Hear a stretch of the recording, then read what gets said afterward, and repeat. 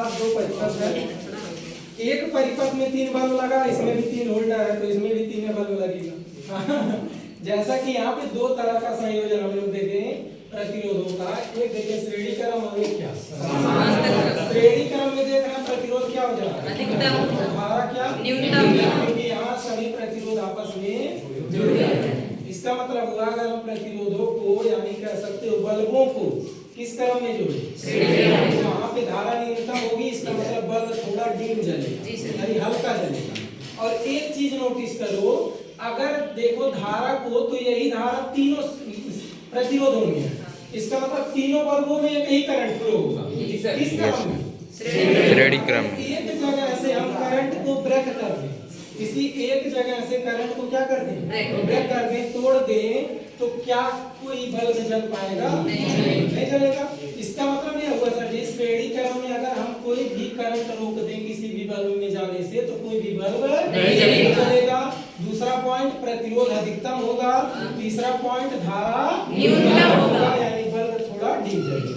समांतर क्रम में आने पर अगर देखा जाए तो समांतर क्रम में जो प्रतिरोध है वह क्या है कम है, यानी सभी को जोड़ेंगे जब तुझे प्रतिरोध तो प्रतिरोध काफी न्यूनतम हो जाएगा और धारा क्या हो जाएगा यानी बल्ब क्या होगा।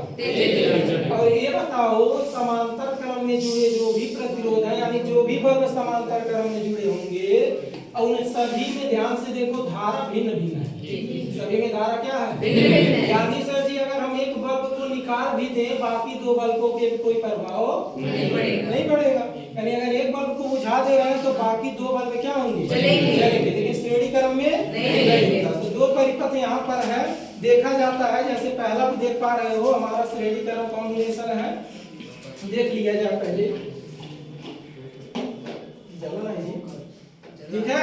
यहाँ यह जो कॉम्बिनेशन है यह कैसा कॉम्बिनेशन श्रेणी क्रम कैसे जाने सर जी नॉर्मली देख लो 100 वाट का बल्ब करना तेज जलता है लेकिन 3 बल्ब होने के बावजूद भी यह काफी स्लो है।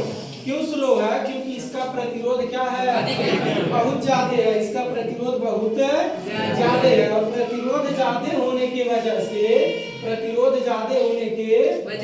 धारा क्या हो गया धारा न्यूनतम हो गया तो बल्ब थोड़ा। अब बताओ तीनों प्रतिरोधों में यही धारा जा रहा है ना, अगर किसी एक जगह से हम धारा रोक दें तो कोई भी बल्ब नहीं जलेगा कोई भी प्रतिरोध में धारा नहीं जाएगा।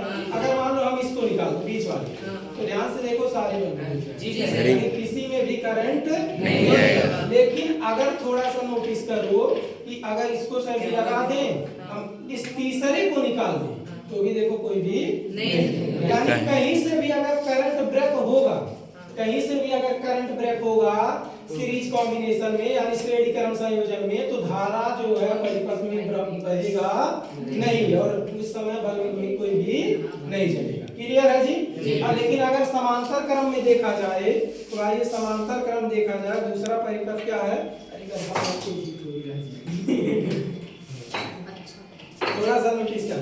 अगर हम इसी सर्किट को हटा के कौन सा लाएं समांतर तो यही चीजें अपोजिट हो जाएंगी, मतलब धारा अधिकतम प्रतिरोध कम और बल्ब थोड़ा तेज जलेगा। और अगर हम बाय चांस किसी बल्ब को निकाल भी देते हैं तो भी सभी बल्ब जलेंगे। क्यों सर जी क्योंकि देखो समांतर क्रम में सभी प्रतिरोधों में धारा क्या है इसका मतलब सभी बल्बों में धारा भिन्न भिन्न है, कौन मतलब सब अपन अलग अलग है। ठीक है कहेगा तू ना यही बता करे माने हम ना खा तुम ना यही बता हम ना जला मतलब वो भी क्या होगा जलेगा। तो थोड़ा सा नोटिस करो अगर समांतर क्रम में हम इन बल्बों को जोड़ दे रहे हैं कितना तेज जला क्यों बहुत तेज जला क्योंकि यहाँ पे प्रतिरोध कम हो गया है, प्रतिरोध बहुत कम हो गया, कम नहीं प्रतिरोध बहुत कम, इस वजह से यह बल्ब बहुत तेजी से क्या हो रहे हैं जल रहे हैं। अब बताओ सभी में धारा भिन्न भिन्न है ना,